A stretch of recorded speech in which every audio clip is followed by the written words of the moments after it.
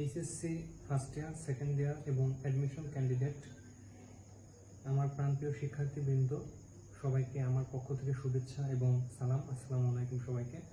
আশা করি সবাই ভালো আছো। তো আজকে আমি তোমাদেরকে তোমাদের জুওলজি অর্থাৎ প্রাণীবিজ্ঞান এর তৃতীয় অধ্যায় পরিপাক ও শোষণ এর কয়েকটা বিষয় নিয়ে আলোচনা করব। এই 6টা বিষয় তোমরা দেখতে পাচ্ছ, এই 6টা বিষয় নিয়ে আলোচনা করব। তো এই 6টা বিষয় দেখা যায় যে তোমরা অনেক সময় মিশায় ফেলো বা গুলায় ফেলো, যেটা সহজ বাংলায় বলতে গেলে। তো আমি তোমাদেরকে এই 6টা বিষয় খুব ভালো মতো আজকে আলোচনা করার চেষ্টা করব। তো আশা করি ভিডিওটা ভালো মতো যদি তোমরা দেখো তাহলে তোমাদের কনসেপ্টটা ক্লিয়ার হবে। তো সবাই ধৈর্য সহকারে ভিডিওটা দেখবা এবং ভালো মতো বোঝার চেষ্টা করবা। তো শুরু করা যাক। তো প্রথমে আমরা আসি এই গ্লাইকোলাইসিস, গ্লাইকোজেনেসিস, গ্লাইকোজেনোলাইসিস, গ্লুকোনিওজেনেসিস, লিপোজেনেসিস এবং লিপোলাইসিস। একটা কথা সবসময় মনে রাখবা যে জেনেসিস, এই জেনেসিস মানে হচ্ছে সৃষ্টি করা, আর লাইসিস শব্দের অর্থ হচ্ছে ভেঙে ফেলা। অর্থাৎ জেনেসিস শব্দের অর্থ হচ্ছে সৃষ্টি করা আর লাইসিস শব্দের অর্থ হচ্ছে ভেঙে ফেলা। আশা করি সবাই বুঝছো। তাহলে দেখো এইখানে আমাদের প্রথম অর্থাৎ 2 নম্বরটা আছে যে গ্লাইকোজেনেসিস। অর্থাৎ গ্লাইকোজেনেসিস তার অর্থ কি? গ্লাইকোজেনেসিস অর্থাৎ গ্লাইকোজেন সৃষ্টি হওয়া,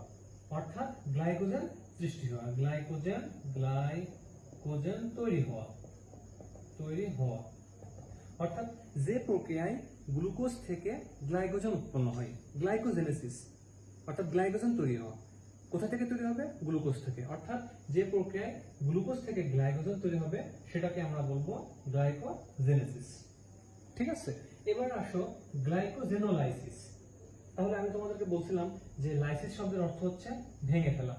তাহলে গ্লাইকোজেনোলাইসিস, তাহলে গ্লাইকোজেন ভেঙে যাবে। বুঝতে পেরেছো? গ্লাইকোজেনটা ভেঙে যাবে। গ্লাইকোজেনোলাইসিস অর্থাৎ গ্লাইকোজেন ভেঙে যাবে। তাহলে গ্লাইকোজেন ভেঙে কি উৎপন্ন হবে? গ্লাইকোজেন ভেঙে কি উৎপন্ন হবে? গ্লুকোজ। অর্থাৎ যে প্রক্রিয়ায় গ্লাইকোজেন ভেঙে গ্লুকোজ উৎপন্ন হবে সেই প্রক্রিয়াটাকে বলা হবে হচ্ছে গ্লাইকোজেনোলাইসিস। অর্থাৎ গ্লাইকোজেনোলাইসিস যে প্রক্রিয়ায় গ্লাইকোজেন ভেঙে যাবে এবং ভেঙে গ্লুকোজ উৎপন্ন করবে সেটাকে আমরা কি বলবো? গ্লাইকোজেনোলাইসিস। এরপর আসো গ্লুকোনিওজেনেসিস। তাহলে বরাবরের মতো আমি তোমাদেরকে বলছিলাম যে জেনেসিস শব্দের অর্থ কি? সৃষ্টি হওয়া। জেনেসিস শব্দের অর্থ হচ্ছে সৃষ্টি হওয়া। তাহলে গ্লুকোনিওজেনেসিস অর্থাৎ গ্লুকোজ তৈরি হওয়া, কিন্তু সেটা কোন সোর্স থেকে আসবে? নন কার্বোহাইড্রেট সোর্স। অর্থাৎ নন কার্বোহাইড্রেট বাদে যে সোর্সগুলো আসে সেগুলো হচ্ছে সেইগুলো থেকে যদি গ্লুকোজ উৎপন্ন হয় তাহলে সেটাকে আমরা বলবো গ্লুকোনিওজেনেসিস।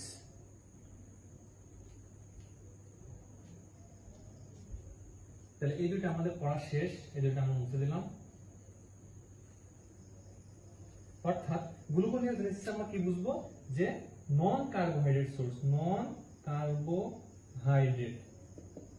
কার্বোহাইড্রেট থেকে যদি গ্লুকোজ উৎপন্ন হয়, অর্থাৎ গ্লুকোনিওজেনেসিসটা আমরা কি বলবো? যে নন কার্বোহাইড্রেট সোর্স। অর্থাৎ নন কার্বোহাইড্রেট সোর্স কি কি আছে? যেমন আমিষ, তারপরে আমাদের ফ্যাট, এগুলো থেকে যদি গ্লুকোজ উৎপন্ন হয় তাহলে আমরা সেটাকে বলবো গ্লুকোনিওজেনেসিস। অর্থাৎ নন কার্বোহাইড্রেট সোর্স থেকে যদি গ্লুকোজ উৎপন্ন হয় তাহলে সেটাকে আমরা বলবো গ্লুকোনিওজেনেসিস। এরপর আসো আমাদের লিপোজেনেসিস। জেনেসিস শব্দের অর্থ তোমাদেরকে আগেই বলছিলাম যে তৈরি হওয়া, আর লিপো মানে হচ্ছে লিপিড। অর্থাৎ যে প্রক্রিয়ায় যে কোনো সোর্স থেকে ফ্যাট তৈরি হয়, ফ্যাটি অ্যাসিড এটাও বলতে পারো, যে প্রক্রিয়ায় ফ্যাট তৈরি হচ্ছে বা লিপিড তৈরি হচ্ছে সেটাকে আমরা বলবো লিপোজেনেসিস।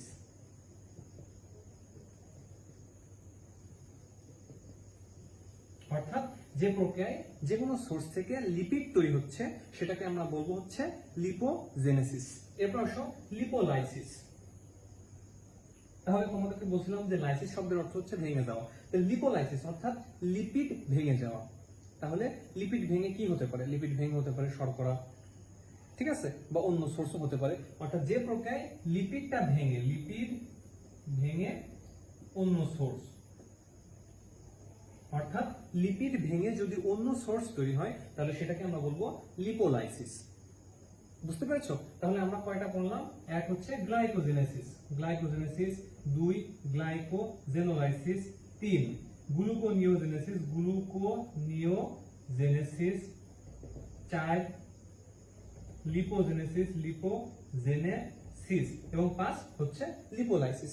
এরপর আসো, এরপর একটা জিনিস থাকে 1 নম্বরে আমরা পড়ছি, সেটা হচ্ছে গ্লাইকোলাইসিস।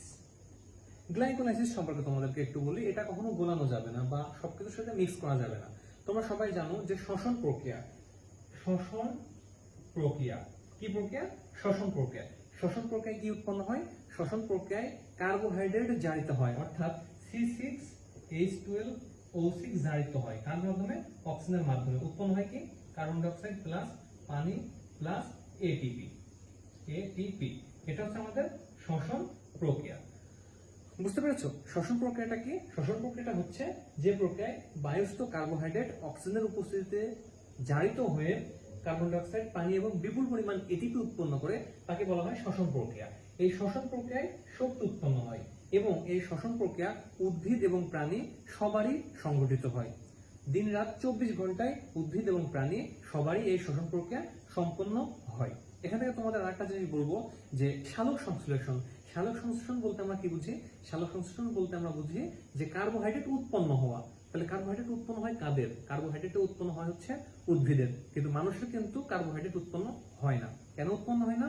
কারণ মানুষের বডিতে প্লাস্টিড থাকে না। প্লাস্টিডের যে ক্লোরোফিল, সেই ক্লোরোফিলটা থাকে না, কিন্তু সেটা উদ্ভিদে থাকে। সালোক সংশ্লেষণের একটা মুখ্য উপাদান হচ্ছে ক্লোরোফিল, যেটা উদ্ভিদে থাকে এবং এই জন্য উদ্ভিদে সালোক সংশ্লেষণ প্রক্রিয়ায় কার্বোহাইড্রেট উৎপন্ন হয়। কিন্তু উদ্ভিদের কার্বোহাইড্রেট উৎপন্ন হলেই তো হবে না, সেটা কিন্তু ব্যবহার করতে হবে। এই জন্য উদ্ভিদের দিন রাত 24 ঘন্টায় শ্বসন প্রক্রিয়া চলে এবং প্রাণীতে সালোক সংশ্লেষণ হয় না, কিন্তু শ্বসন প্রক্রিয়া সবসময় হয়। অর্থাৎ তুমি এখান থেকে দুইটা জিনিস মনে রাখবা যে উদ্ভিদে সালোক সংশ্লেষণ এবং শ্বসন দুইটাই হচ্ছে, কিন্তু প্রাণীতে শুধুমাত্র শ্বসন প্রক্রিয়া হচ্ছে, সালোক সংশ্লেষণ প্রক্রিয়া হচ্ছে না। তাহলে এই শ্বসন প্রক্রিয়ার কয়টা ধাপ আছে? শ্বসন প্রক্রিয়ার মোট 4টা ধাপ আছে। কয়টা ধাপ আছে? 4টা ধাপ। ঠিক আছে? শ্বসন প্রক্রিয়ার মোট ধাপ হচ্ছে 4টা। এর প্রথম ধাপটা হচ্ছে গ্লাইকোলাইসিস। গ্লাইকোলাইসিস অর্থাৎ শ্বসন প্রক্রিয়ার প্রথম ধাপ। শ্বসন এর প্রথম ধাপ। শ্বসন প্রক্রিয়ার প্রথম ধাপ হচ্ছে গ্লাইকোলাইসিস। এখানে কি উৎপন্ন হয়? এই যে গ্লুকোজটা ভেঙে পাইরুভিক অ্যাসিড উৎপন্ন হয়। পাইরুভিক অ্যাসিড অর্থাৎ গ্লুকোজটা ভেঙে 2 অণু পাইরুভিক অ্যাসিড উৎপন্ন হয় এই গ্লাইকোলাইসিস প্রক্রিয়ায়। এবং এই গ্লাইকোলাইসিস প্রক্রিয়াটা কোথায় সংঘটিত হয়? কোষের সাইটোপ্লাজমে সংঘটিত হয়। তো আমি তোমাদেরকে যে ক্লাসটা নিলাম, সেই ক্লাসের ভিতরে প্রায় সবকিছুই অনেক ধরনের এমসিকিউ তোমাদেরকে বলে দিয়েছি এবং অনেক কিছু কনসেপ্ট তোমাদেরকে আমি ক্লিয়ার করে দিয়েছি। তো আশা করি সবাই বুঝতে পেরেছো। তাহলে আমরা আজকে কি কি পড়লাম? গ্লাইকোলাইসিস অর্থাৎ গ্লুকোজ থেকে পাইরুভিক অ্যাসিড উৎপন্ন হয়, এটা হচ্ছে গ্লাইকোলাইসিস। গ্লাইকোজেনেসিস অর্থাৎ গ্লুকোজ থেকে গ্লাইকোজেন উৎপন্ন হওয়া হচ্ছে গ্লাইকোজেনেসিস। গ্লাইকোজেনোলাইসিস অর্থাৎ গ্লাইকোজেন ভেঙে গ্লুকোজ উৎপন্ন হওয়া হচ্ছে গ্লাইকোজেনোলাইসিস। গ্লুকোনিওজেনেসিস অর্থাৎ নন কার্বোহাইড্রেট সোর্স থেকে গ্লুকোজ উৎপন্ন হওয়া হচ্ছে গ্লুকোনিওজেনেসিস। লিপোজেনেসিস অন্যান্য সোর্স থেকে লিপিড তৈরি হওয়া হচ্ছে লিপোজেনেসিস।